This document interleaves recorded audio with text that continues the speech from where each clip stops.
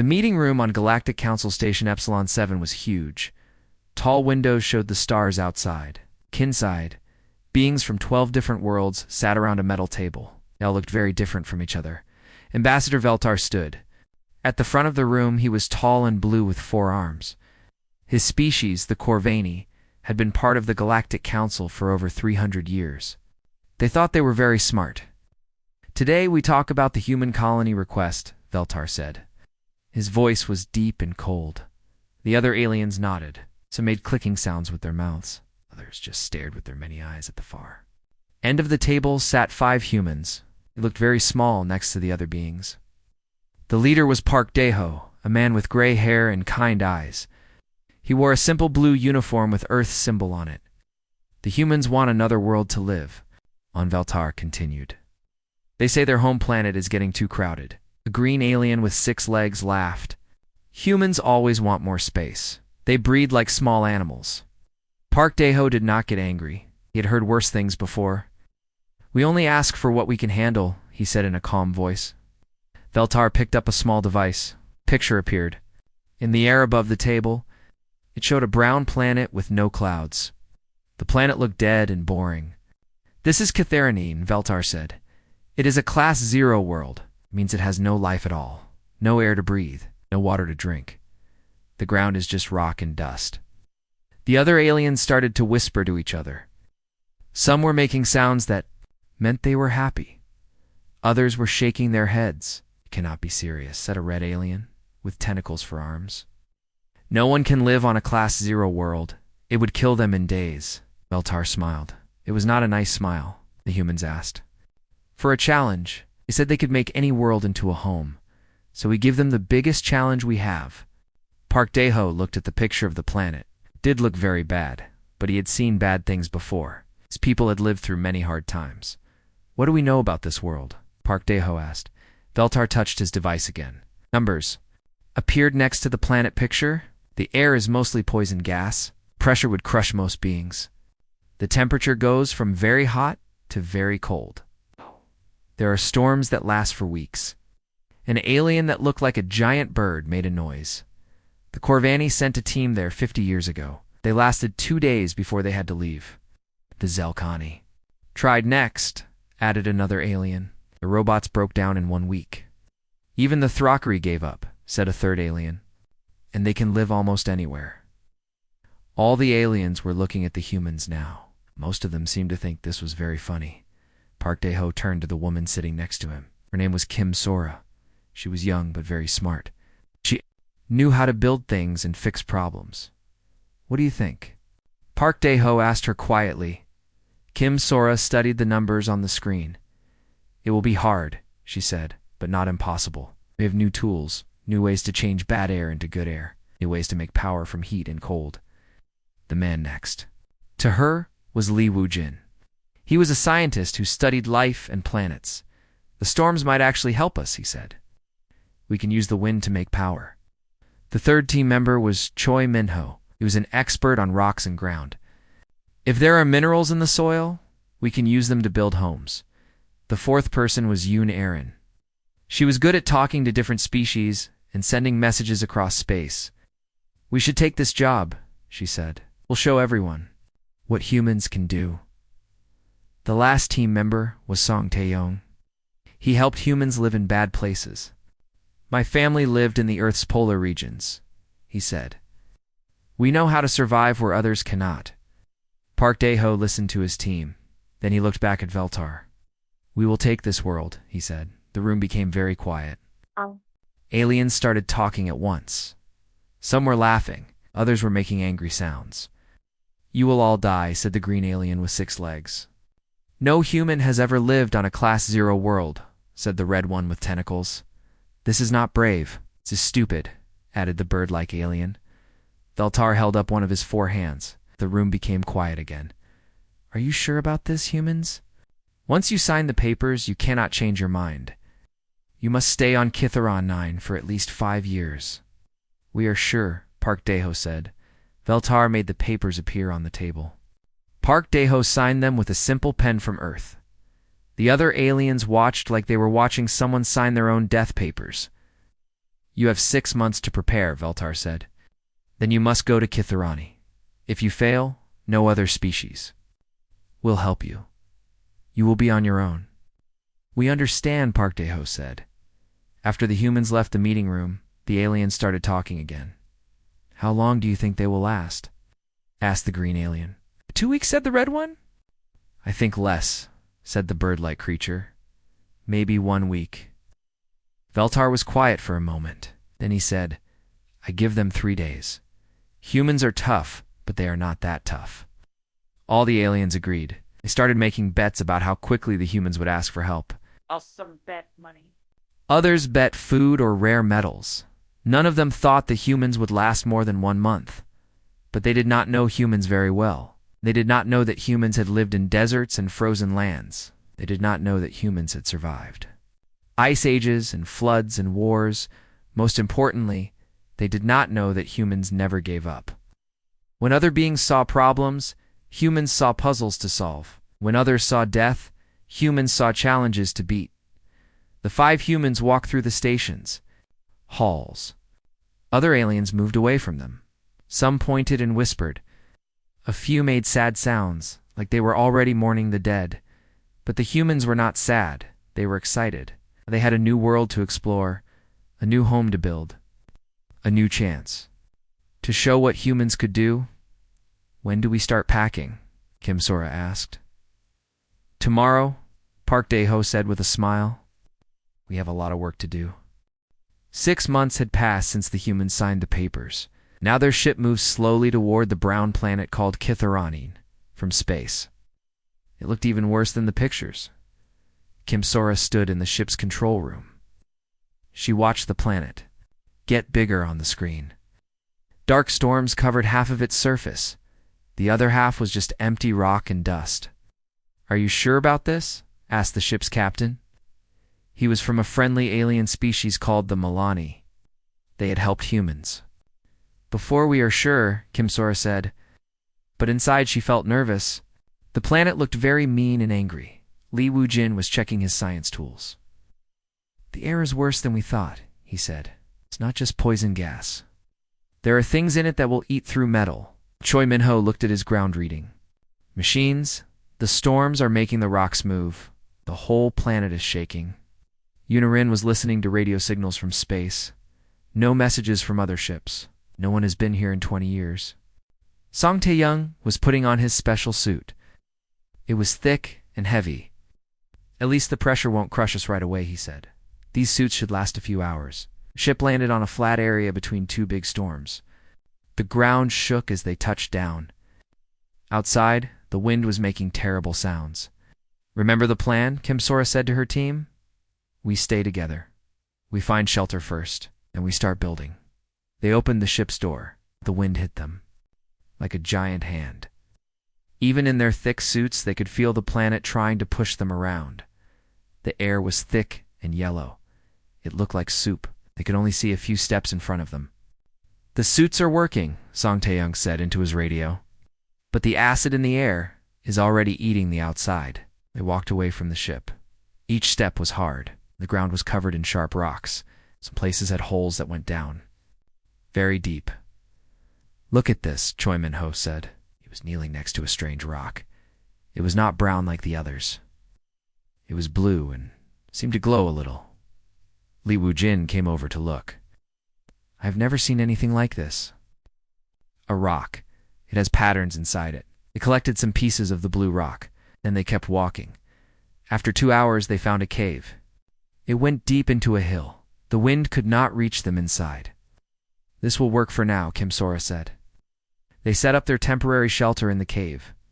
For the next week, they worked very hard. Kim Sora and Song Tae-young built better air cleaners. The machines took the poison air from outside and made it safe to breathe. Li Wujin studied the blue rocks. He found more of them deeper in the cave. These are very strange, he told the others. They seem to react to sound and movement. Choi Min-ho dug deeper into the ground. There is water down here, he said. Not much, but some. And there are more blue rocks. Yoon Arin tried to send messages back to Earth, but the storms made it very hard. I can only send short signals, she said. The Galactic Council thinks we are probably dead. 2 weeks passed, then a month. The humans were not just alive. They were getting better at living on KYATHARA-9. Kim Sora made a new discovery. The crushing air pressure can be used to make power, she told the team. We can build machines that use the weight of the air to create electricity. Song Tae-young found a way to catch water from the storms. The storms bring ice from the cold parts of the planet, he said. We can melt it and clean it. Li Wujin made the biggest discovery of all. I think these blue rocks are alive, he said. The others stopped working and looked at him. What do you mean alive? Kim Sora asked. Watch this, Li Wujin said. He tapped one of the blue rocks with a metal tool. The rock glowed brighter. Then other blue rocks in the cave started to glow too. They talked to each other, he said. When I touch one, it sends a signal to the others. Choi Minho was excited. I found a whole wall of them deeper in the cave. Maybe they go all through the planet. Yunarin pointed her listening device at the rocks. They are making sounds. Very quiet sounds. Like they are trying to talk. The team spent the next month studying the blue rocks. They found them everywhere on the planet. Under the ground, inside the hills, even under the storms. This is not a dead planet, Li Wujin said one day. It's sleeping. 3 months after landing, the humans had built a real home.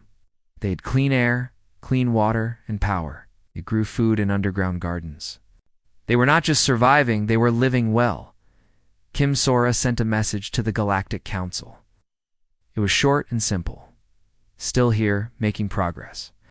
When the message reached the council station, Veltar could not believe it. The humans had been on Kithar-9 for 3 months. Every other species had given up or died in less than 2 weeks. They must be lying, said the green alien with 6 legs. No one can live that long on a Class 0 world.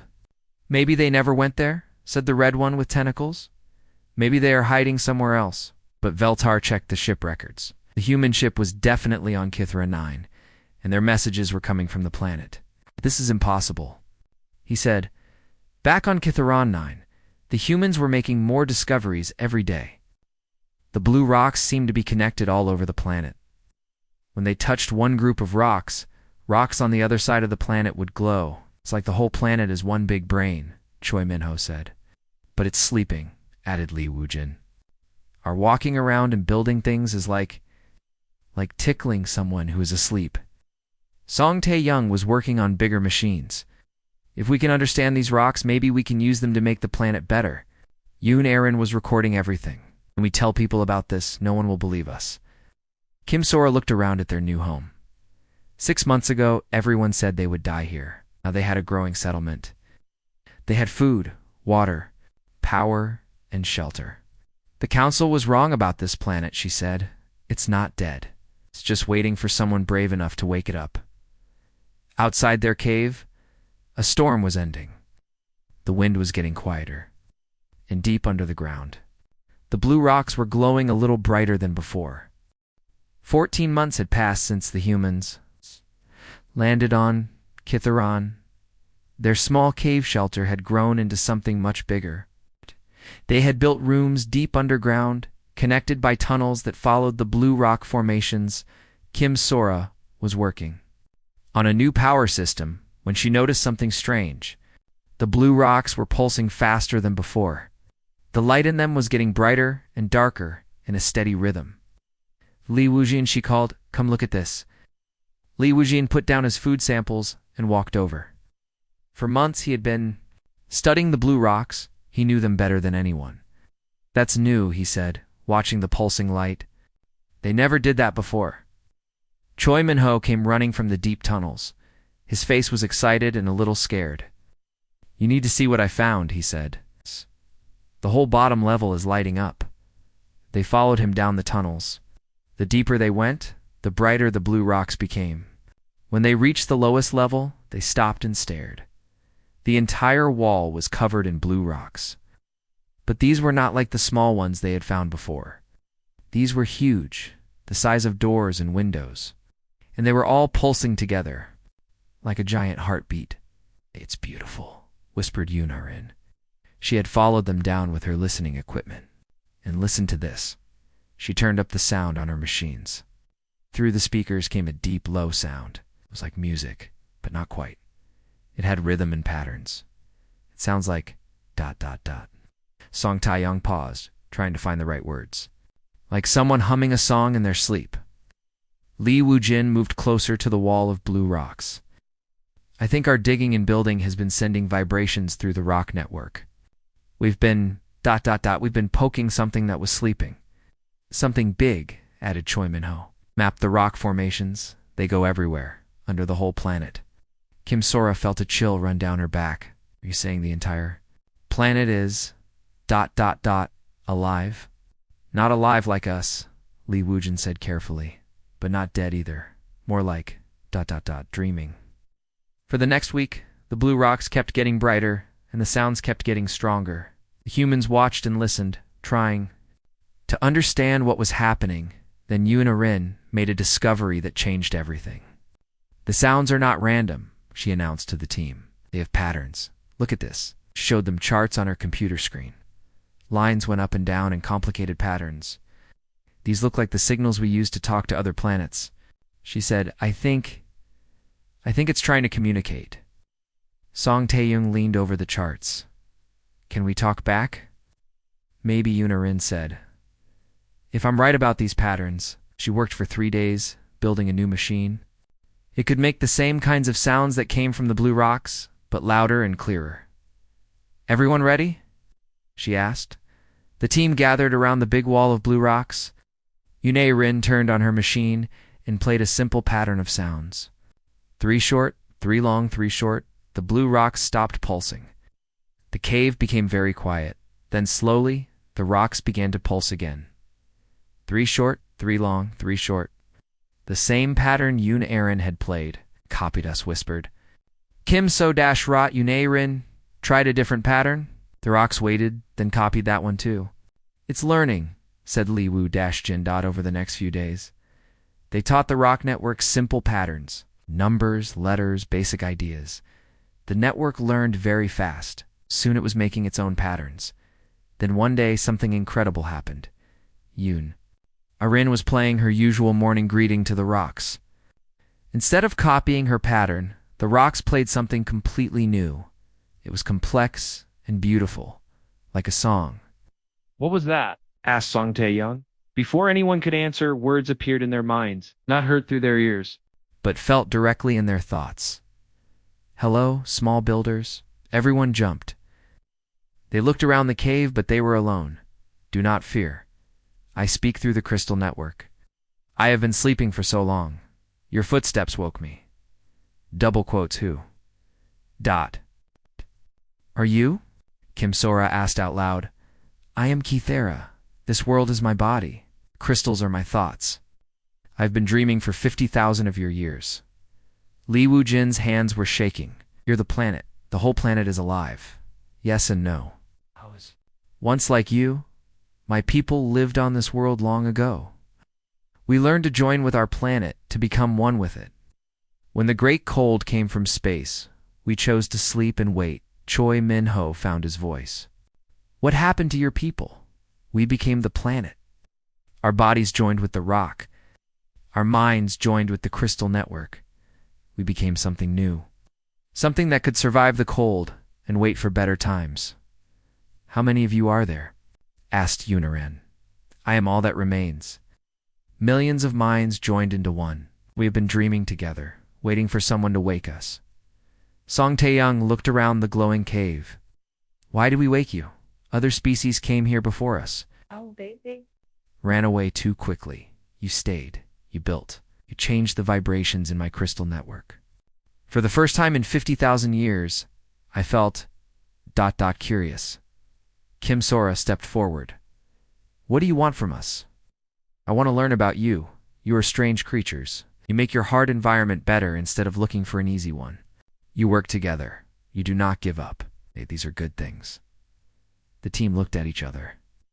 They had come to this planet expecting to fight for survival. They had not expected to meet an ancient intelligence.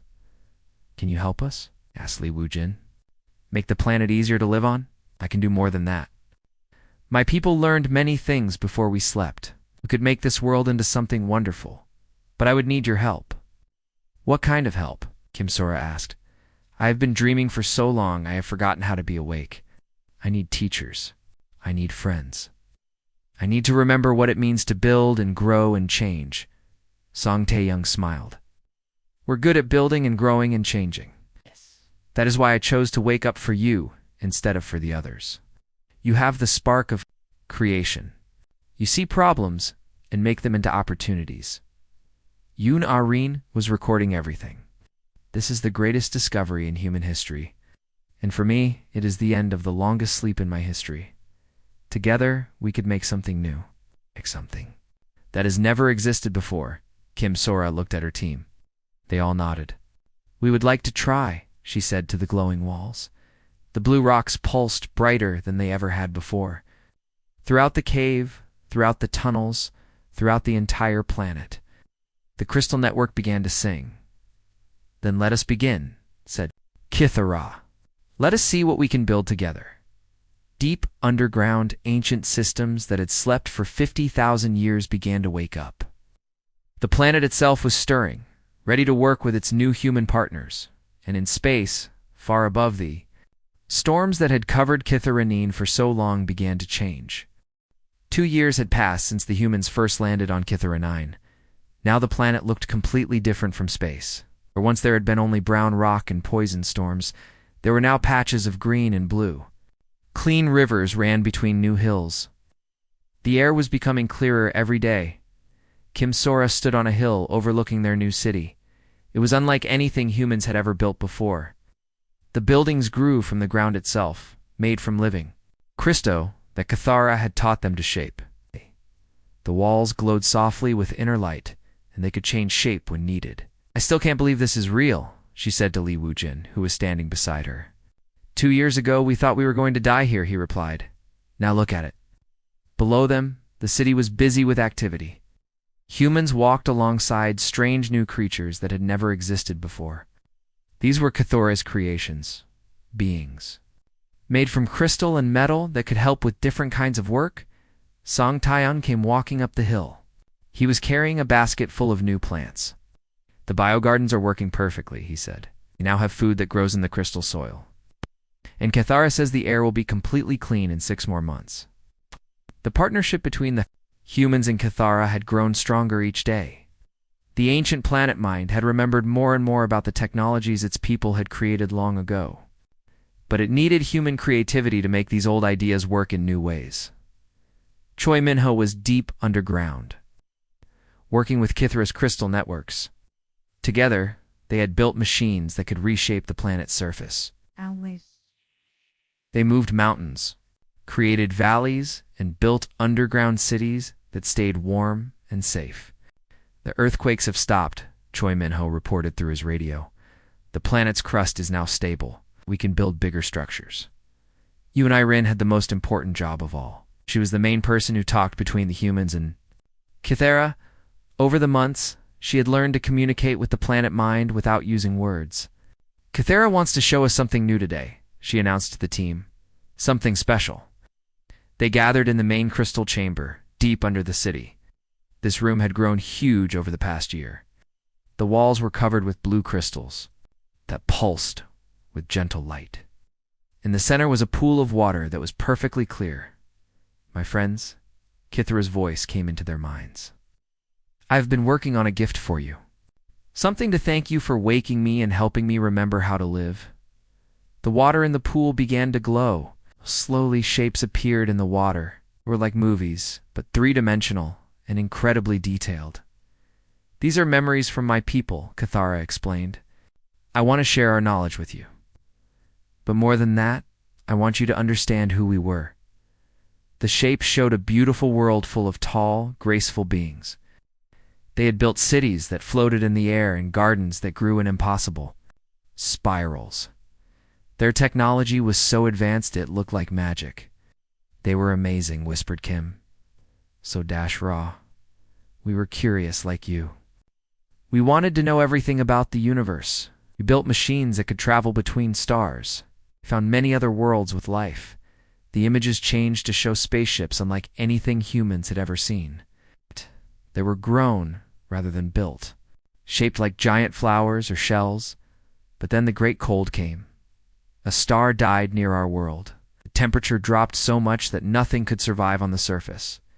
My people had to choose: leave our world forever or become part of it. Song Tae-young leaned forward. You chose to stay. We chose to become something new. We joined our minds with the planet's crystal networks. We put our bodies into the deep caves where they became part of the rock. We became the world itself. Li Wujin was fascinated. But you stayed conscious all this time. We dreamed. For 50,000 years, we dreamed of better times. We dreamed of the day when our world would be warm again. We dreamed of meeting other curious beings who might wake us up. The images in the pool changed again. Now they showed the humans' arrival on Kitharonine, but this time it was from the planet's point of view. When you landed, I felt something I had not felt in so long. Hope you did not run away when things got hard. You stayed and learned and built. You reminded me what it meant to be alive. Yoon Arin wiped tears from her eyes. We're honored that you chose to wake up for us. I want to give you something that has never existed before: the joining of human creativity and my people's ancient knowledge. We will build a new kind of world together. Over the next 6 months, the transformation of Kitharonine accelerated. The planet's weather control systems came online, ending the terrible storms forever. The air became clean and sweet to breathe. New kinds of plants and animals appeared, designed by Cathara but shaped by human ideas. Kim Sora learned to work with living crystal, building structures that could grow and change. Her buildings could repair themselves and adapt to different needs. Li Wujin helped create new ecosystems that combined Earth life with Cathara's crystal-based organisms. Trees with crystal leaves that could generate electricity, flowers that could purify water, grass that glowed softly at night. Choi Minho worked with the planet's geological systems, creating new continents and oceans. He learned to control volcanic activity and earthquakes, making the planet safer for everyone.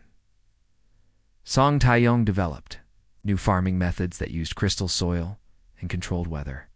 Food grew faster and healthier than it ever had on Earth. Yoon Arin became the first human to fully link her mind with Kitharus's crystal network.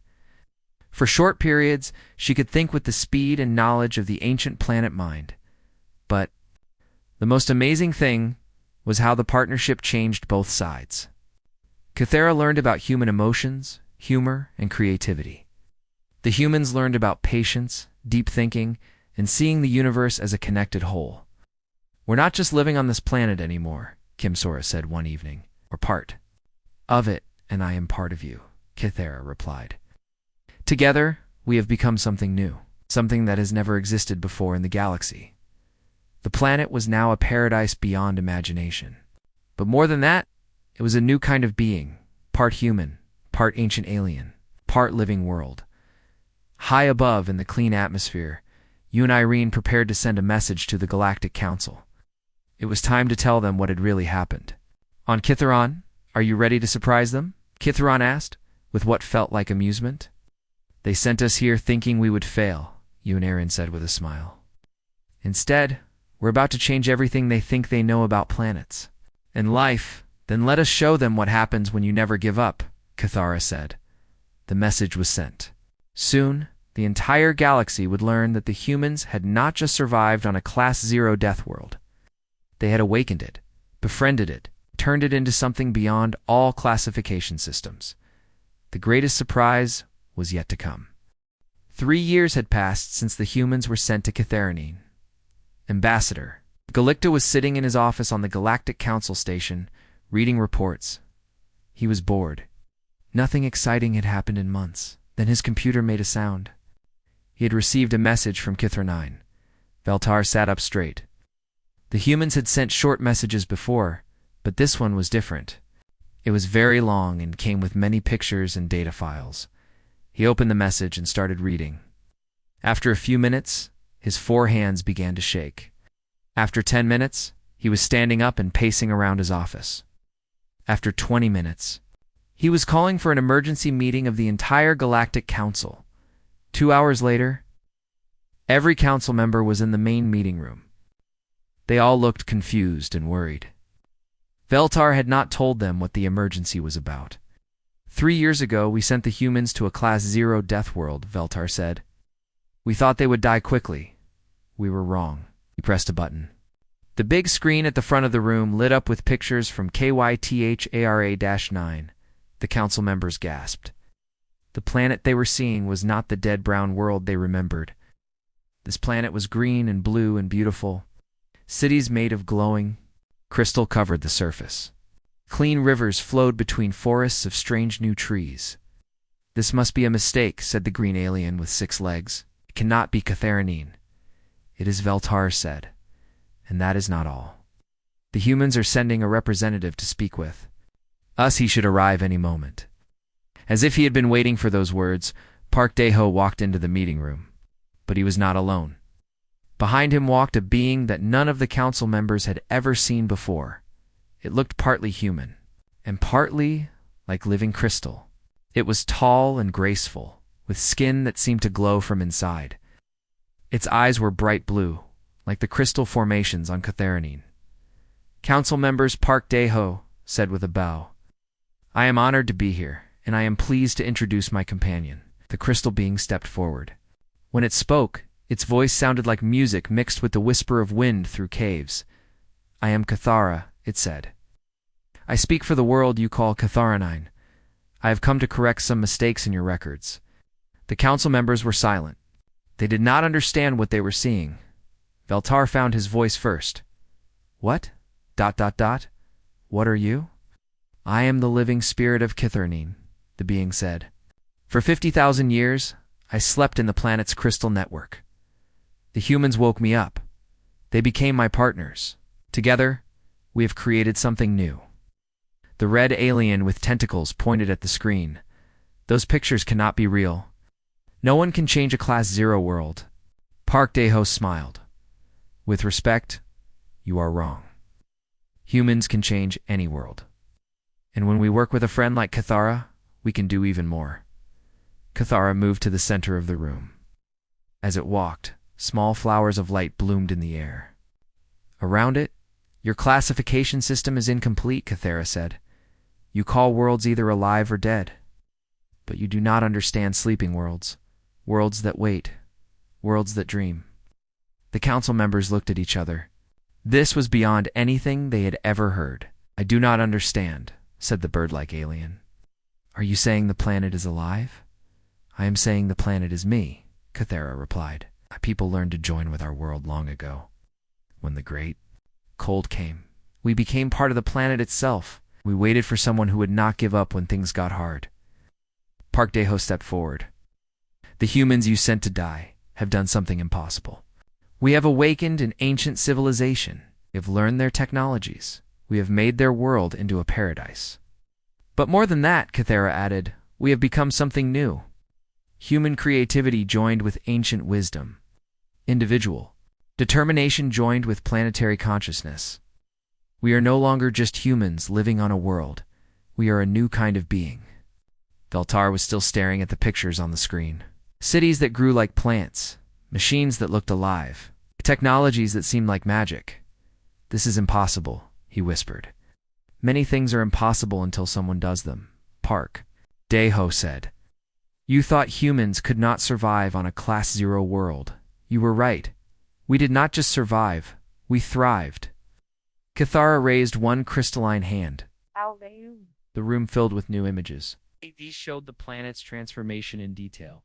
The building of the crystal cities, the creation of new life forms. The partnership between human and planetary minds. We are here to announce a new classification for our world, Cathara said. Catharinine is no longer Class 0. It is now Class 12. Class 12 does not exist, protested the green alien. It does now, Park Dae-ho said. Class 12. Hyperworld. A planet that enhances and amplifies the abilities of any species that partners with it. A world that can teach and learn and grow. We offer this knowledge to all species, Cathara said. but only to those who approach with respect and patience. Only to those who do not give up when things get hard. The council members were silent for a long time. Finally, Veltar spoke. "What do you want from us?" "Nothing," Park Dae-ho said. "We came to share our success and to correct your records. Other humans are already asking for assignments to impossible worlds. We wanted you to understand why. Humans see challenges where you see barriers," Cathara explained. "They see opportunities where you see death. This is a precious gift. The galaxy needs more beings who think this way." The bird-like alien shook its head. "But you were supposed to fail. Everyone fails on Class 0 worlds." Ads. "Everyone except humans," Park Dae-ho said with pride. "We have a saying on Earth. There is no such thing as impossible, only things that haven't been done yet." Cathara moved toward the window that showed the stars. "We have learned much from our human partners. They have taught us that sleeping is not living, that dreaming is not enough, that real growth comes from taking risks and never giving up.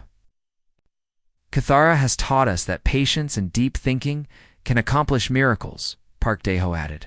"Together we are stronger than either of us could be alone." Thaltar looked at the beautiful pictures of the transformed planet. "What happens now?" "Now we go home," Park Dae-ho said. "We have work to do, new cities to build, new technologies to develop, new forms of life to create. And we have other sleeping worlds to wake up," Cathara added. "The galaxy is full of planets that are waiting for the right partners. Worlds that have been classified as dead because no one stayed long enough to hear them dreaming. As the human and the crystal being prepared to leave, Veltar asked one last question. "Many humans are on Kitharani now." 100,000. Park Dae-ho replied. "Families, scientists, artists, builders, they all wanted to be part of something new. And more arrive every day," Cathara said. "Word is spreading through human space. They call our world the place where impossible dreams come true." After they left, the council members sat in silence for a long time. Finally, the green alien spoke. "They turned a Deathworld into a paradise." "They made friends with the planet," added the red alien. "They created a new form of life," said the bird-like creature. Veltar nodded slowly. "We sent them there to fail. Instead, they showed us that our understanding of the universe was too small." High above the station, Park Dae-ho and Kithara boarded their ship. It was beautiful beyond description, grown from living crystal and powered by technologies that combined human engineering with ancient alien knowledge. "Do you think they learned anything?" Park Dae-ho asked. "Some of them did," Cathara replied, "and that is enough. Change begins with understanding. Understanding begins with being willing to see things differently." Their ship moved away from the station, heading home to their transformed world. Behind them, the Galactic Council was already receiving requests from other human colonies. Requests for the most dangerous, impossible, hopeless worlds they could find. The age of impossible worlds was just beginning.